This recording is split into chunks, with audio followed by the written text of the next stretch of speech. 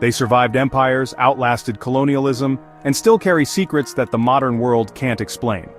But why does almost nobody talk about the real story behind South Africa's indigenous tribes? The truth has been hidden in plain sight. Until now.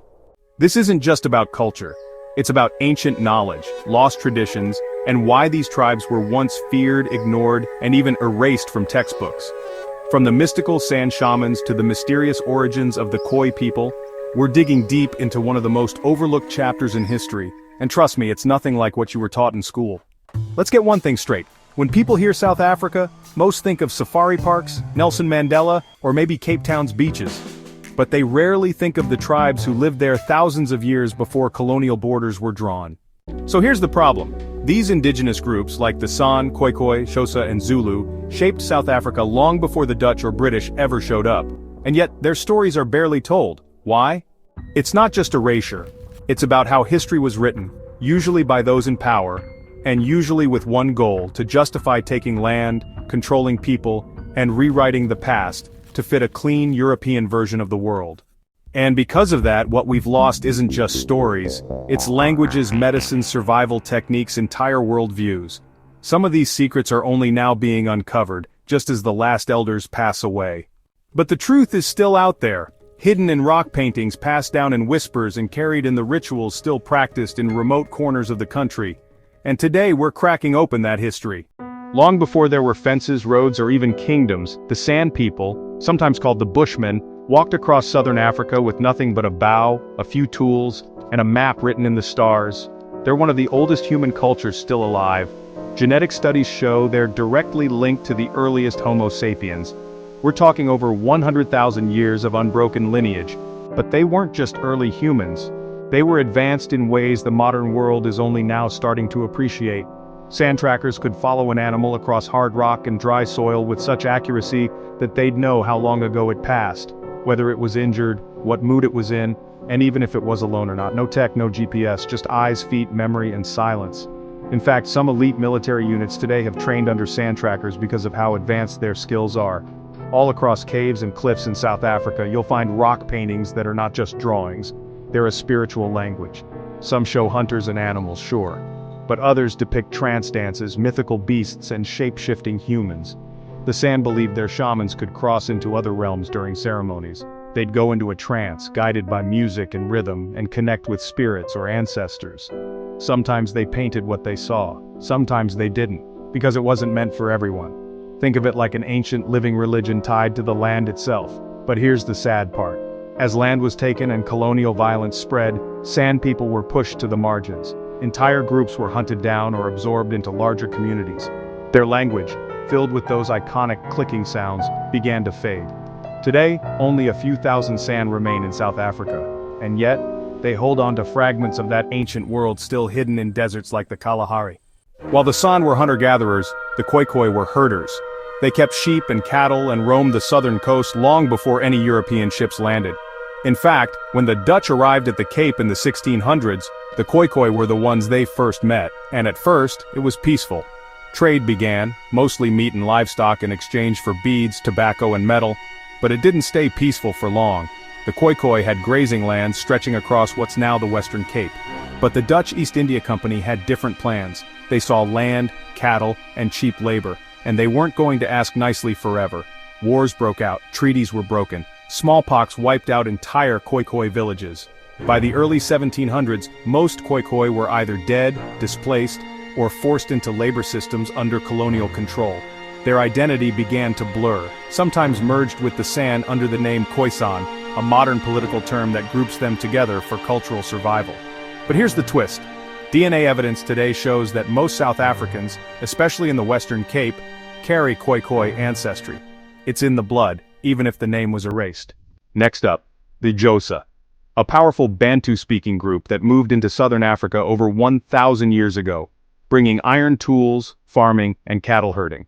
They weren't native to the Cape like the San or Khoikhoi, but they eventually became one of the biggest indigenous groups in the region. They're known for their complex language, famous for those distinct click consonants, and their deep sense of clan, lineage, and spiritual leadership. Here's where things get seriously intense. In the 1850s, after decades of fighting with the British over land, cattle, and sovereignty, a teenage Xhosa prophet named Nong Kawuz said she had a vision. She claimed that if the Xhosa slaughtered all their cattle and destroyed their crops, their ancestors would rise, drive out the British, and restore the land. It sounds wild, but people believed her. Tens of thousands of cattle were killed, fields were burned. It was a full-blown spiritual revolution. But the ancestors didn't rise. Instead, a famine followed. Over 40,000 Xhosa people died, and the British used the chaos to tighten their control over the region. Was it a tragic mistake, a manipulated movement, or something deeper? Historians still debate it, but one thing's clear. It showed just how powerful indigenous belief systems were, and how colonial forces feared them. Now we get to the most famous tribe, the Zulu. You've probably heard of them because of Shaka Zulu, the warrior king who built an empire through military genius, brutal discipline, and innovation. Before Shaka, the Zulu were a small clan among many. After him, they were an unstoppable force. He didn't just train warriors, he reprogrammed them. He introduced the short stabbing spear, forced regiments to march barefoot over long distances, and unified rival clans under one banner, sometimes through marriage, often through war. By the 1820s, Shaka's empire stretched across huge parts of South Africa, but it didn't last forever. After his assassination, internal power struggles weakened the kingdom, and then came the British. In 1879, the British Empire, the most powerful army in the world, invaded Zululand. They thought it would be easy. But at Isandlwana, over 20,000 Zulu warriors crushed a British force, killing over 1,300 soldiers in a single day. It was the worst defeat the British ever suffered against a native army. Of course, they retaliated and eventually conquered Zululand. But that battle sent shockwaves across the colonial world. It proved that indigenous armies were not just primitive, they were strategic, disciplined, and proud. So what happened next? The 1800s and 1900s were brutal. European powers carved Africa up like a pie. For South Africa, it wasn't just about the Dutch and British fighting each other. It was also about suppressing anyone who stood in the way of profit, land, and control. Indigenous tribes were stuck between empires. Land acts stripped entire communities of their ancestral homes. Pass laws restricted where black South Africans could move. Mission schools told children that their languages and beliefs were backward, and forced them to speak English or Dutch, and yet, the resistance never stopped. From guerrilla fighters in the Eastern Cape to cultural leaders who preserved oral traditions in secret, the indigenous people of South Africa refused to disappear. Here's a name you should know, Chief Makoma of the Xhosa. He fought the British in the 8th Frontier War and was so good at outmaneuvering them in the forests that he became one of the most respected resistance leaders in 19th century Africa. He was captured and sent to Robben Island, the same place where, nearly a century later, Nelson Mandela would be imprisoned. That's not a coincidence, it's a legacy. Here's something mind-blowing. South Africa's indigenous tribes weren't just surviving in nature, they were masters of it. Traditional healers, the first pharmacists. Long before hospitals, sangomas, traditional healers, treated diseases using herbs, rituals, and ancestral communication. And here's the wild part. Modern pharmacology is now catching up. Plants like Sutherlandia and bulbine used by healers for centuries are now being studied for antiviral and wound-healing properties. Sangomas also understood mental health in spiritual terms. Depression wasn't just sadness. It could be caused by a break in ancestral connection or spiritual imbalance. Their approach was holistic: body, mind, soul, and society. San and Xhosa communities used celestial knowledge to plan migrations, planting, and ceremonies. They knew the rhythms of the moon, stars, and seasons, not from telescopes but through generations of watching and remembering. They even mapped out star clusters that modern science wouldn't officially recognize until the 20th century. In short, this wasn't tribal superstition. It was science, just in a different language. Fast forward to today. South Africa is a modern democracy. There are cities, highways, and smartphones, but also deep scars from the past. Many indigenous groups still feel invisible. The Khoisan are still fighting for land rights and official recognition. Many San descendants live in poverty or face cultural erasure. Languages are vanishing. Every few years, another one is lost forever. And yet, there's a revival happening.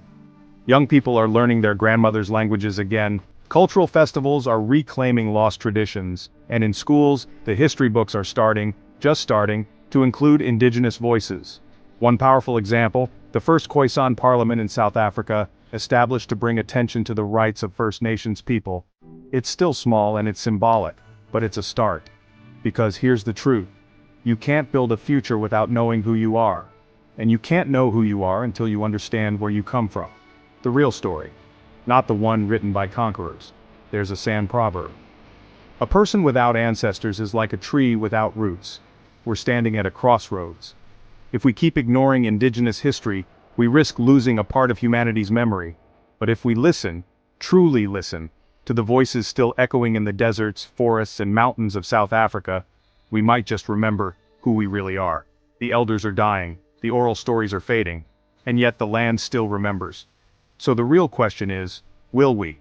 South Africa's indigenous tribes aren't just a chapter in history, they are the foundation. From the oldest DNA on Earth to one of the greatest military victories against colonialism, to plant knowledge that could help fight modern diseases, their contributions are massive and often uncredited. They were called primitive by colonizers, but when you look closer, they were astronomers, herbalists, warriors, philosophers, artists, and survivors. This wasn't a lost world, it's a living one. You just have to know where to look. If you enjoy our journey, please like and subscribe to our channel, and if you like our content and want to support me, you are welcome to buy me a coffee. The link is in the description box below.